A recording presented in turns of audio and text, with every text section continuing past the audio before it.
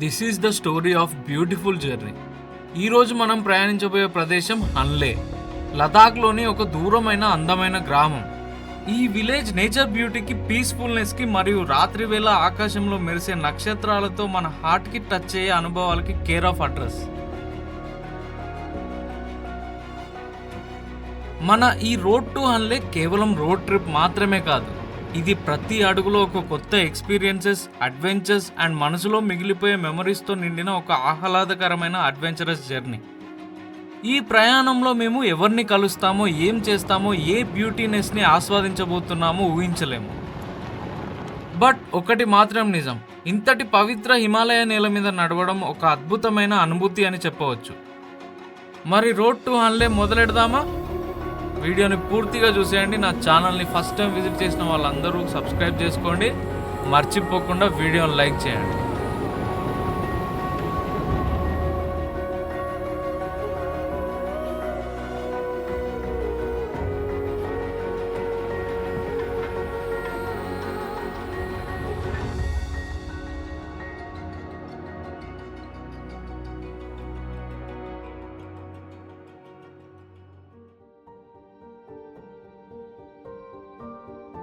మీరు లాస్ట్ వీడియోలో చూసే ఉంటారు, మేము ప్యాంగాంగ్ లేక్ని మొత్తంగా ఎక్స్ప్లోర్ చేసి ఇంకా ప్యాంగాంగ్ మీరక్ విలేజ్ దాటి హన్లేక్ అయితే స్టార్ట్ అయ్యాము.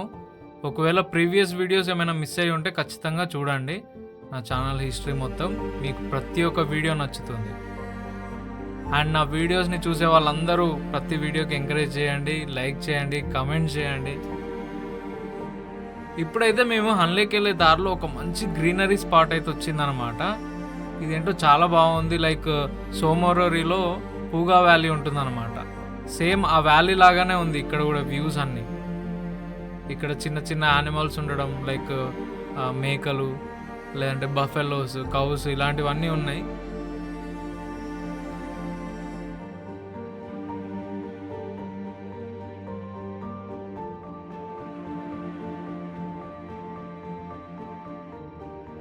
బట్ ఈరోజు మేము ప్రయాణించే జర్నీలో మాత్రం ఆల్మోస్ట్ 80 to 90% రోడ్ అనేది ఉండదు. కన్స్ట్రక్షన్స్ జరుగుతూ ఉన్నాయి మేము వెళ్ళే జర్నీలో కూడా. కానీ చాలా మంచి మెమొరీస్ని ఇచ్చిన జర్నీ ఇది నాకైతే. మీరు చూడండి, ఎక్కడెక్కడో దూరంలో మౌంటైన్స్ ఉన్నాయి, మధ్యలో మా కార్ వెళ్ళడం, ముందు బైక్ వెళ్ళడం. చాలా వరకు అయితే అసలు మా ఎదురుగా ఒక్క వెహికల్ కూడా రాలేదు చాలాసేపటి వరకు. ఒక బైక్ రాలేదు, ఏం రాలేదు. ఎక్కడో ఒకటి దగ్గర బైకర్స్ కనిపించారు అండ్ అక్కడక్కడ రోడ్ కన్స్ట్రక్షన్ సంబంధించిన లారీస్ ఎదురయ్యాయి తప్ప అసలు నార్మల్గా ఒక్క వెహికల్ కూడా రాలేదు ఈ రూట్ మీద. కానీ మంచి పీస్ఫుల్నెస్ ఇచ్చిన జర్నీ ఇది నాకైతే ఇప్పటి వరకు. ఈ జర్నీ ఒకటి, అండ్ ఇంకో రాబోయే లదాఖ్ సిరీస్ వీడియోస్లో ఇంకొక జర్నీ వీడియో ఉంటుంది. ఆ జర్నీ కూడా చాలా బాగుంటుంది. కోయల్ దుంగ్తికి సంబంధించిన రూట్ అది. మీకు ఈ వీడియోస్ అన్నీ చూస్తూ ఉంటే నెక్స్ట్ ఫ్యూచర్ వీడియోస్లో అది వస్తుంది అన్నమాట.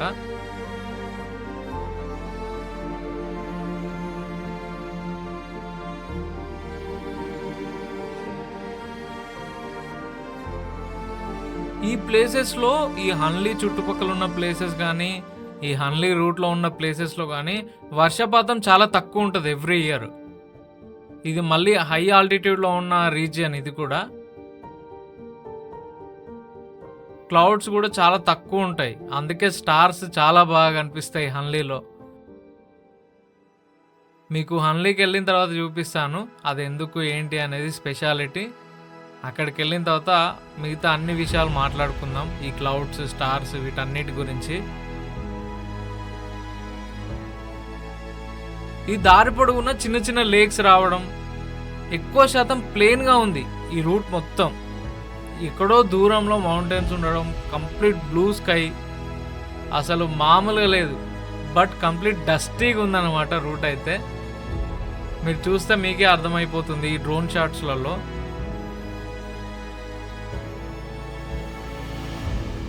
చాలాసేపు జర్నీ చేసాము, ప్రయాణిస్తూనే ఉన్నాము. ఇంకొక దగ్గరికి వచ్చిన తర్వాత ఇక్కడ ఒక చెక్ పోస్ట్ ఉంది. వీళ్ళు ఏంటంటే మన ఇన్నర్ లైన్ పర్మిట్ అయితే చెక్ చేస్తారు. మీకు ముందు వీడియోస్లో కూడా చెప్పాను, ఇన్నర్ లైన్ పర్మిట్ అయితే మీరు ఆన్లైన్లో తీసుకోండి, చాలా బెస్ట్.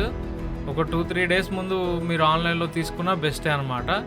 అంటే లైక్ ఈరోజు డిసెంబర్ 1 అనుకోండి, డిసెంబర్ 3 నుండి మీకు పర్మిషన్ వస్తుంది, 3 or 4 నుండి ఈరోజు ఆన్లైన్లో బుక్ చేసుకుంటే. సో ఆన్లైన్లో బుక్ చేసుకోండి, లేదంటే లేక్ వచ్చిన తర్వాత లేలో కూడా మీరు పర్మిట్ తీసుకోవచ్చు. చాలా ఈజీగా ఉంటుంది, పెద్ద కష్టమేం లేదు. బట్ అన్ని ప్లేసెస్ని టిక్ చేసి పెట్టుకోండి. ఎన్ని ఉంటాయి అన్ని ప్లేసెస్ 20-25 అలా ఉంటాయి మొత్తం లదాఖ్లో, ఇంకెక్కువే ఉంటాయి. అన్ని ప్లేసెస్ని టిక్ చేసి మార్క్ చేసి పెట్టుకోండి. ఇన్నర్ లైన్ పర్మిట్ అయితే ఇచ్చేస్తారు. ఇక్కడ ఇన్నర్ లైన్ పర్మిట్ చూపించాలి. చాలా వరకు చాలా చెక్ పోస్టులలో ఈ పర్మిట్స్ అడుగుతారు. ఇన్నర్ లైన్ పర్మిట్స్ ఒకటి అడుగుతారు, ఎంతమంది ఉన్నారు వెహికల్లో అని అడుగుతారు, వెహికల్ నెంబర్ నోట్ చేసుకుంటారు, ఇవే ఉంటాయి. ఇంకా ఈ జర్నీలో చాలా వరకు చిన్న చిన్న విలేజెస్ రావడం, అక్కడక్కడ చిన్న చిన్న లేక్స్ రావడం, అసలు సిగ్నల్లే లేవు ఎక్కడ కూడా. అండ్ హన్లేలో కూడా సిగ్నల్ ఇష్యూ చాలా ఉంటుంది. ఏ నెట్వర్క్ పనిచేయదు, ఈవెన్ ఎయిర్టెల్ జియో కూడా పనిచేయదు, ఓన్లీ బిఎస్ఎన్ఎల్. ఒకవేళ మీకు మొబైల్ నెట్వర్క్ ఉండాలి మాకు ఖచ్చితంగా అనుకుంటే మాత్రం ఎయిర్టెల్, జియో, బిఎస్ఎన్ఎల్ ఈ 3 సిమ్స్ తీసుకోండి లేలో. ఆర్ఎల్స్ మీకు ఓన్ సిమ్ ఉంటే పోస్ట్ పెయిడ్కి డైరెక్ట్ స్టోర్కి వెళ్ళి కన్వర్ట్ చేసుకోండి, లేదంటే లేక్ వచ్చిన తర్వాత సిమ్స్ పర్చేజ్ చేసుకోండి. చాలా బాగుంటుంది, బెటర్, మీకు ఎలాంటి ఇబ్బంది ఉండదు. అందుకే మరీ పర్టికులర్గా చెప్తున్నాను నేను.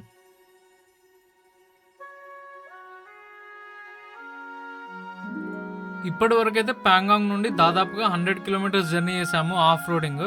తర్వాత అయితే ఒక మంచి రోడ్ వచ్చింది, కొత్త మ్యాట్ రోడ్. బట్ ఈ రోడ్ కూడా అక్కడక్కడ బ్రేక్స్ ఉన్నాయన్నమాట, అంటే ఇంకా తవ్వి ఇడిచిపెట్టేశారు అది. లైక్ పైప్ లైన్స్ వేస్తున్నారు ఆ రోడ్ మధ్యలో, అది ఇంకా కంప్లీట్ అవ్వలేదు. ఈ జర్నీ మొత్తంలో నాకు బాగా నచ్చిన వ్యూస్ అన్నీ అసలు అంత ఇంత కాదు. ఇంకా చాలా వరకు ఫుటేజ్ తీయలేదు నేను. అసలు మీరు లైవ్లో ఎక్స్పీరియన్స్ చేస్తే మర్చిపోరు, లైఫ్ టైం మెమొరీగా ఉండిపోద్ది హన్లేకి సంబంధించిన జర్నీ.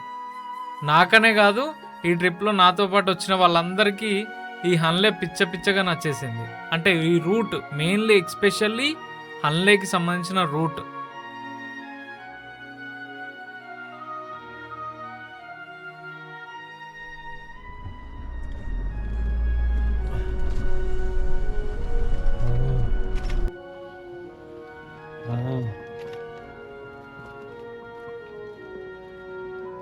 क्या नाम था? क्या? नाम क्या है? My name is Jigmesh Kitan. क्या? Jigmesh Kitan. जिम्मेदार Class 4. క్లాస్ 4. అరే ఇంకోటి రాడు, చిన్న పాప ఉంది. अब वो कहाँ जा रहे हैं? अनले ये आपकी बहन है, छोटा बहन है. नहीं, ये हमारा वो घर बना रहे ना, वो हाँ। उसका बेटा है। वो बेटा का दो ये बिस्किट. ये जूस दो. जूस नहीं है। ये बेटा का जूस नहीं है रे, ये बेटा का दो, ठीक है? ले जाने दो। बेटा का दो.